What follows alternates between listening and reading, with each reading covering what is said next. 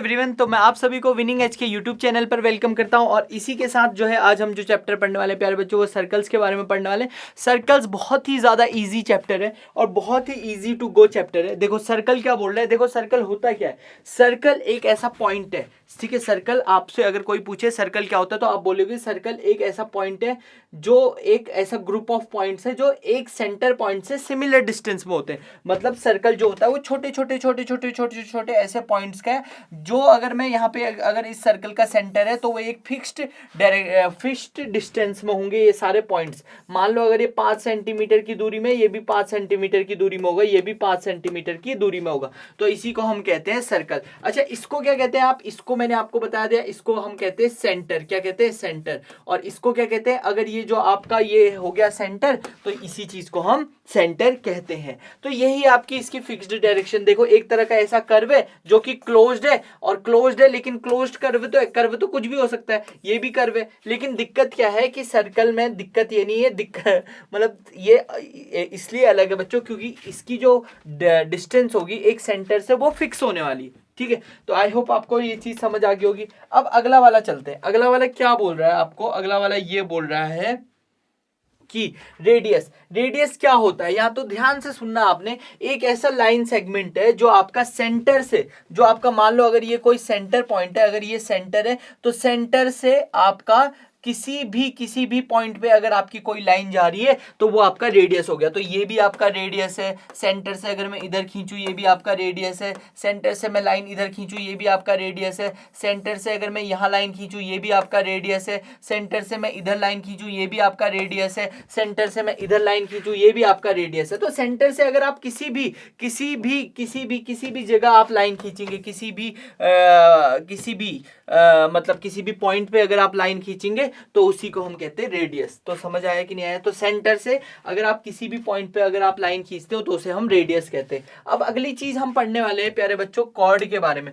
Cord क्या है? देखो अगर आप सर्कल के कोई भी दो पॉइंट को जोड़ते हैं, जैसे ये दो पॉइंट जोड़ दिए या यहां से यहां खींच दी, यहां से यहां खींच दी, कहीं भी आप खींच दो तो उसी को हम कॉर्ड कहते हैं। तो कहीं पे भी एक पॉइंट से कहीं पे भी पॉइंट खींच लो, ये दे दी। बहुत सारी कॉर्ड्स हो सकती है। अगर आपसे पूछेगा कितनी कॉर्ड्स हो सकती है तो आप बोलेंगे सर इनफाइनाइट कॉर्ड्स हो सकती है, ठीक है। तो ज्यादा कुछ है नहीं, इतना ही आसान चीज है, ये बहुत ही इजी टॉपिक है। अब आगे क्या पूछ रहा है? आगे आपसे पूछ रहा है कि जो आपका डायमीटर क्या होता है। देखो अगर सेंटर से अगर कोई कॉर्ड जा रही है तो उसे डायमीटर कहते हैं। देखो अगर ये कोई कॉर्ड है पर ये डायमीटर नहीं, क्योंकि ये सेंटर से नहीं जा रही। तो अगर सेंटर से जाने वाली जितनी भी कॉर्ड्स होंगी वो डायमीटर कहलाएंगी। तो सेंटर से जाने वाली सभी भी कॉर्ड्सों को हम डायमीटर कहेंगे।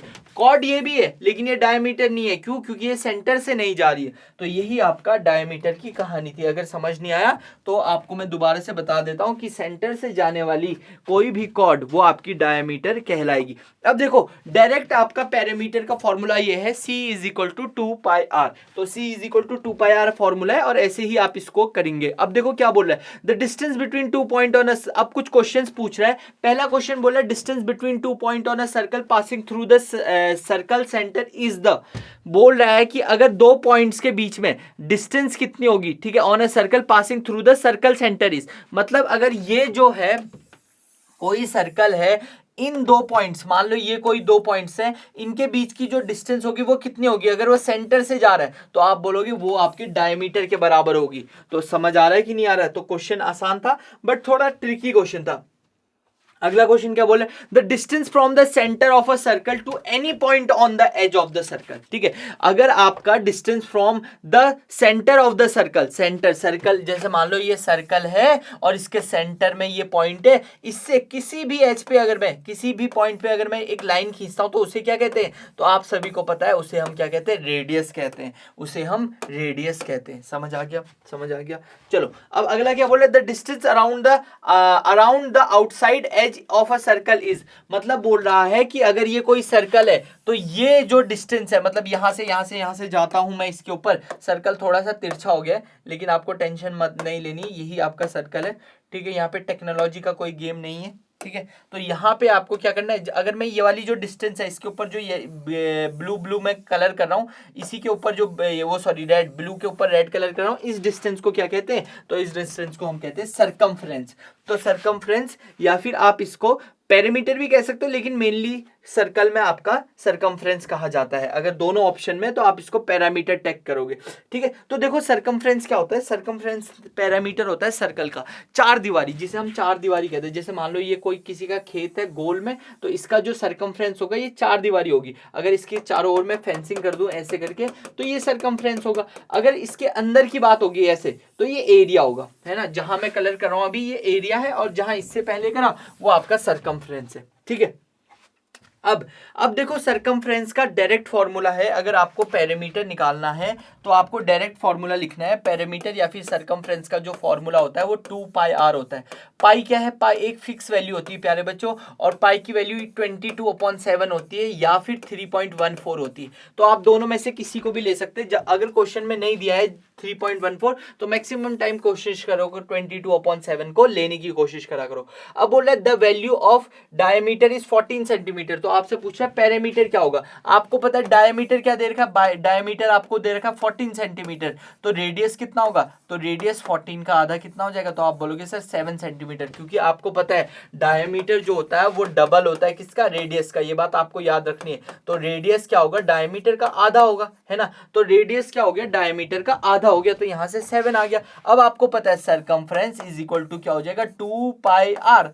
2 पाई आर का मतलब हो जाएगा 2 इंटू 22/7 इंटू 7। तो आंसर कितना आ जाएगा, 7 से 7 कट गया, 44 सेंटीमीटर आंसर आ गया। तो 44 सेंटीमीटर इसका करेक्ट आंसर है। चलो, तो ऐसे करा हमने। सबसे पहले डायमीटर को रेडियस में कन्वर्ट करा। Diameter is equal to 2r होता है, तो r क्या हो जाएगा, d/2, और d/2 करके इसमें हमने पुट करा है और कुछ भी नहीं करा है। तो बहुत ही इजी तरीके से आपको ये क्वेश्चन में समझा रहा हूं, ठीक है। चलो, अब अगला क्वेश्चन क्या बोल रहा है बच्चों, तो अगला क्वेश्चन ये बोल रहा है कि if the value of radius is 7 centimetre find the circumference. अगर रेडियस की वैल्यू जो है वो आपकी 7 सेंटीमीटर है, तो आपसे पूछ रहा है तो उसका सरकमफ्रेंस क्या होगा, ठीक है। तो आपको रेडियस कितना दिया, तो आप बोलोगे सर रेडियस तो मुझे 7 सेंटीमीटर दिया है। तो रेडियस जो है वो आपका 7 सेंटीमीटर है, तो आपसे पूछे सरकमफ्रेंस क्या होगा, तो circumference is equal to 2 pi r. यही होता है ना फॉर्मूला। तो बस आर की जगह पे 7 आ जाएगा, 7 से 7 कट गया, तो ये 44 मीटर आ गया इसका आंसर, है ना।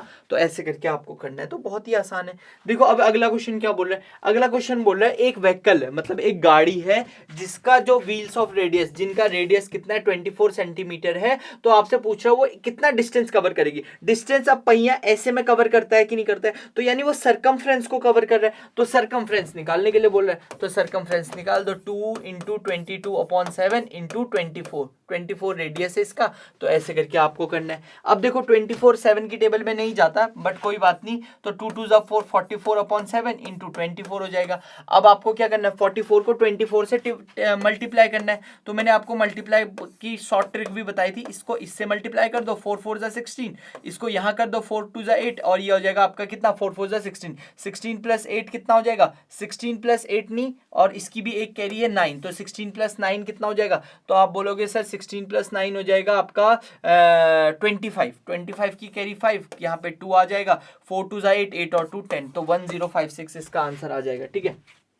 समझ आ गया कि नहीं आ गया, ठीक है। देखो इसको एक और तरीके से कर सकते थे, मल्टीप्लाई को 24 इंटू 40 कर दो, तो ये हो जाएगा 4 चको 16 का 6, कैरी 1, 4 दूना 8 1 9, 960, प्लस इसमें आपने क्या करना है 4, तो 4 चको 16, 4 दूना 8 1 9, तो ये हो जाएगा 6 6 4 10 5 15, कैरी 1 9 1 10, तो 1056 ही इसका आंसर है। तो ऐसे करके मैंने ट्रिक आपको बताई है, तो आ जाएगा 1056/7 इसका आंसर है, ठीक है। तो 1056/7 इसको फर्दर आप पॉइंट्स में ला सकते हो। तो 1056 को डिवाइड कर दो, 7 1 जा 7, 7 1 से 10 गया 3, 7 5 जा 35, और ये आ जाएगा कितना, 6 आ जाएगा, बस 6 इसका रिमाइंडर आ गया। तो आप इसको लिख सकते हो 7 होल 15, और यहाँ पे आ जाएगा 6, ठीक है। और इसको ऐसे भी लिख सकते हो, और ठीक है। अब ये वाला क्वेश्चन क्या है, what is the radius of a circle which has circumference 45 kilometre. आपसे पूछ रहा है कि रेडियस कितना होगा उस सर्कल का जिसका सरकमफ्रेंस 45 किलोमीटर है। तो सरकमफ्रेंस कितना दे रखा है, तो आप सभी बोलोगे सर 45 किलोमीटर दे रखा है। तो रेडियस कितना होगा ये पूछ रहा है, तो आपको पता है सरकमफ्रेंस क्या होता है, 2 पाई आर। तो आपने क्या करना है, यहाँ पे सरकमफ्रेंस की जगह पे 45 लिखना है। तो 2 इंटू 22/7 इंटू रेडियस। अब मैंने क्या बताया था, रेडियस से सबसे ज्यादा दूर कौन है, 2 रेडियस के साथ किस में, मल्टीप्लाई में, तो इधर आके किस में आ जाएगा, डिवाइड में आ जाएगा। अब ये देखो उसके बाद अगला दूर कौन है, तो बचा क्या, 22/7 r।